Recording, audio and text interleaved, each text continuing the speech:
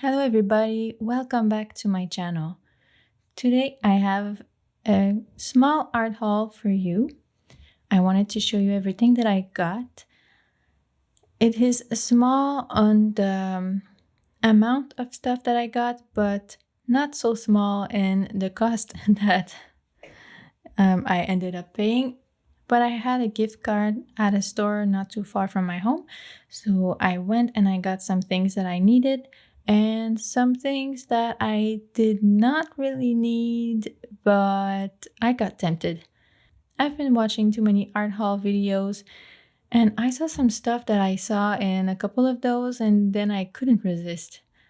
But I'm going to show everything to you. This video is going to have two parts, one where I show you everything that I got and the other where I swatch some of the things that are swatchable. So first of all, I got two sketchbooks, two Strathmore sketchbooks. I have the Strathmore Vision mixed media sketchbook and I have the Strathmore Visual Journal watercolor sketchbook.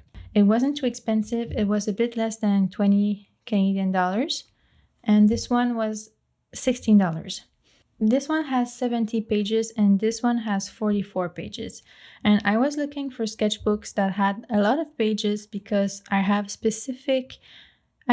specific idea for each of them. This one I want to use as a swatching journal. So you're going to see a video about that soon. And this one I want to use for explorations. When I want to try out new textures, when I want to see how colors mix together, when I want to see what happens when I put some salt in my watercolor, for example. I'm going to use this one to try out different things, not to create finished pieces, but the textures and the discoveries I make in this one, I will be able to use in future paintings. I thought that a mixed media sketchbook would be better for swatches because I don't want to swatch only watercolors. I also want to swatch some color pencils, some pastels, and I think this paper is a bit smoother, so it's going to be better for that. And this one is a bit rougher. Well, it's a watercolor paper. It's a cold pressed watercolor paper, so you can really feel the texture. It's still quite smooth, but it's not the same as this one. I always look at the sketchbooks when I go to art stores because I've been wanting to buy two sketchbooks like these ones for a while now, and I had never seen this one. I don't know where it comes from. I have never heard of it either, so I will report back on that. But when you flip the first page, you have this hard first page. I think it's pretty cool. It's a very solid sketchbook, and the last page also is very thick, very hard, so super solid. I could even remove this first page here and just use this. And this one, well, there's just so many pages. I will be able to swatch forever. So these are the sketchbooks that I got. Then I got two oil colors, two Winsor Newton artist oil colors. I have the ivory black and the burnt sienna. Because right now I have the primary colors and I have a couple of other colors that my uncle gave me. I have all my earth yellows, but I wanted to have my earth primaries. So I read that the ivory black acts as a kind of blue because it's a bluish black, and the burnt sienna you could also choose, I think, raw umber or burnt umber. This acts like a red, and then the yellow ochre acts as a yellow, but I already have this one, so I wanted these two to complete the primaries, well, the earth primaries. So can't wait to paint with these. Now we are going into the things that I did not really need but that I got anyways. So let me zoom you in a little bit.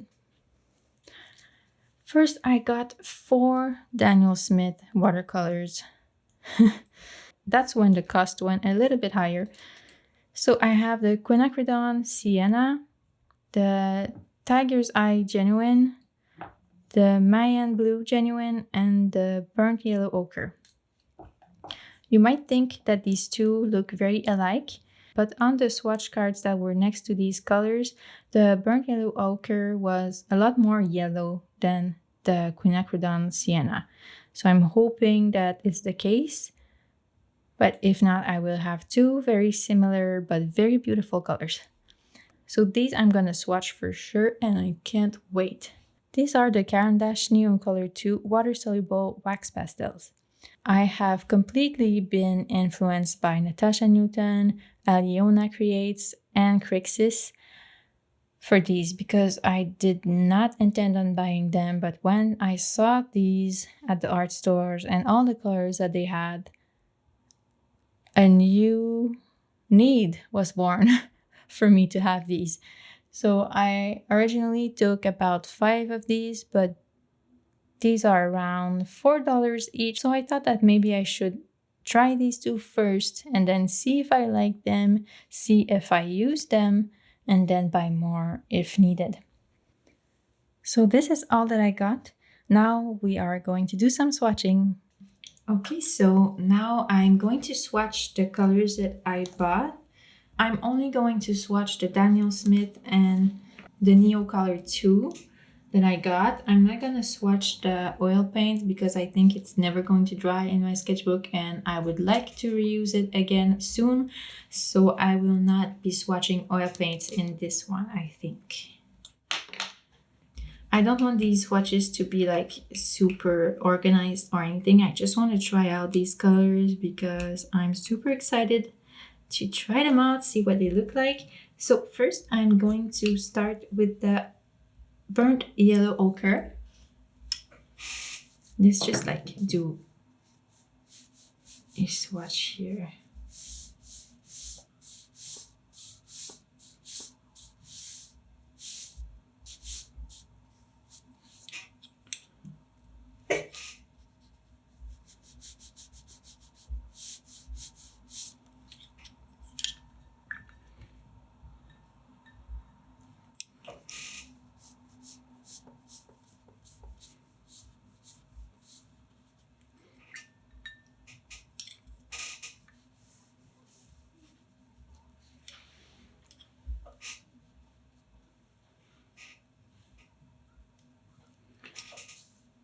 So it's not as yellow as I thought it would be, but still it's a color that I love so much. I always use these kinds of colors whenever I can, so it's perfect for me. Now we're gonna try the Quinacridone Sienna.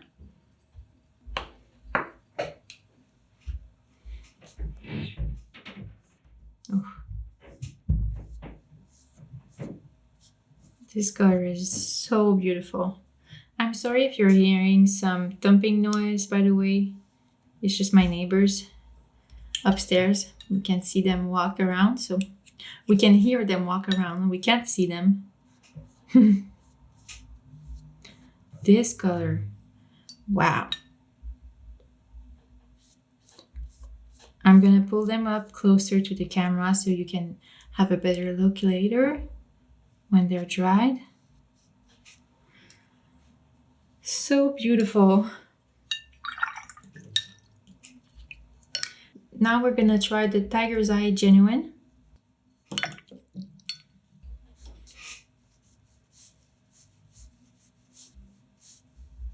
This color is so transparent.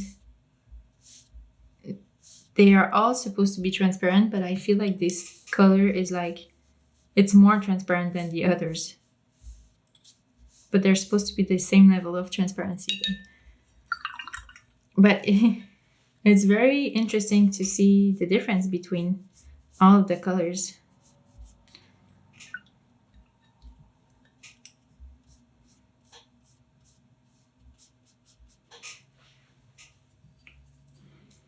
So I feel like maybe this color would be amazing as a glaze, but not as a standalone color because it's not opaque enough.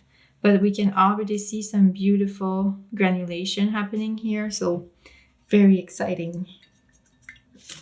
Finally, we have the Mayan Blue Genuine, or Genuine, I don't know how you pronounce it.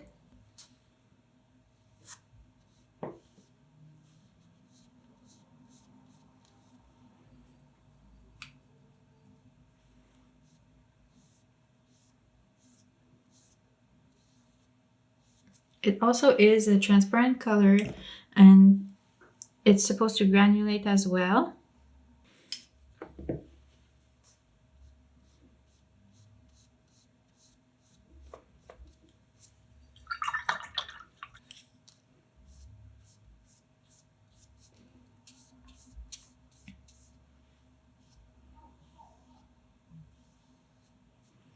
Oh, and we can see the beautiful granulation too.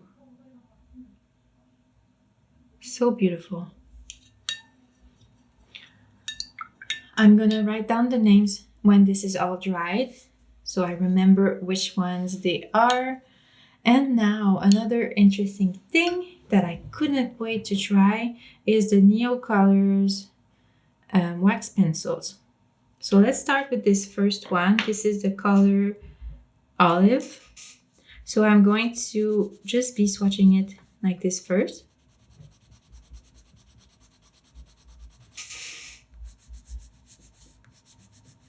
It's been so long since I've played with wax pencils. It makes me think of when you go to the restaurant and you're a child and they give you wax pencils to draw while you wait for your food. So that's what it makes me think of. Now I'm going to add a bit of water because it's supposed to be activated by water.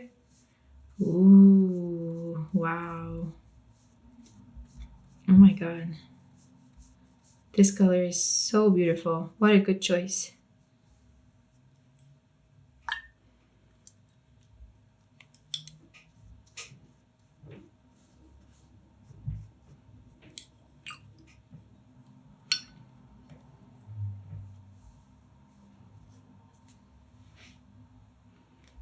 Love it so much.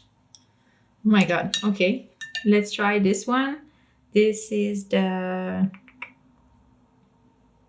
burnt sienna.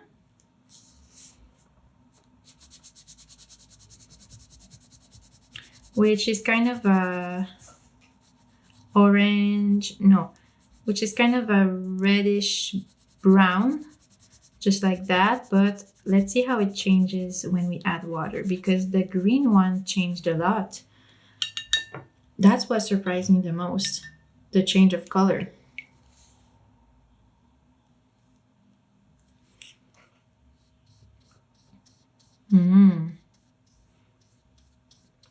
I love it.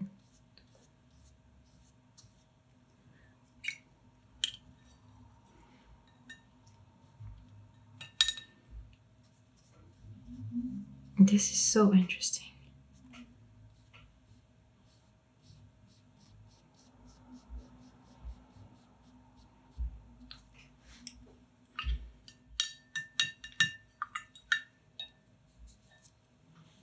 And when I touch it, it does not feel that waxy. You know, when the feeling you get when you touch some, well, wax pencils on paper, you can really feel the wax. This one, the wax, I say wax.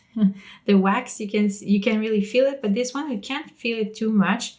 Let's see if it spreads. Okay, it does a little bit. Good to know. We can kind of see a little bit of granulation in this one as well. And this one too, a little bit here. So it's super cool. Okay, so when they're all dried, I'm going to show you an up-close look. Okay, so these are my Daniel Smith watercolors that I purchased. So pretty. I can't wait to use them in a painting. And these are the two Neocolor colors that I got. And you can see that this one spread a little bit when I tested it out. So good to know. Yeah, overall, I'm very satisfied. So I was going to edit this video, but then I thought, what would happen if I mixed the two colors? And then I knew I had to try it. I could not release this video without having tried it. So let's do it now, and then we will be officially done. You will have to excuse this change of angle just for now because I did not plan on trying this out today, but we are improvising. So let's swatch the green here and the brown, the burnt sienna. Then let's go for a mix of the colors.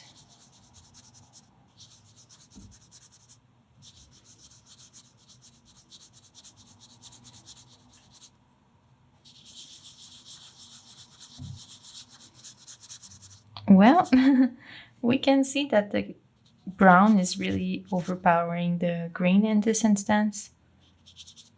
It still is changing the color, as you can see, from this rich reddish brown to more of a yellowish brown. So this is interesting. I'm glad we've tried it. Now we're done. Okay, bye.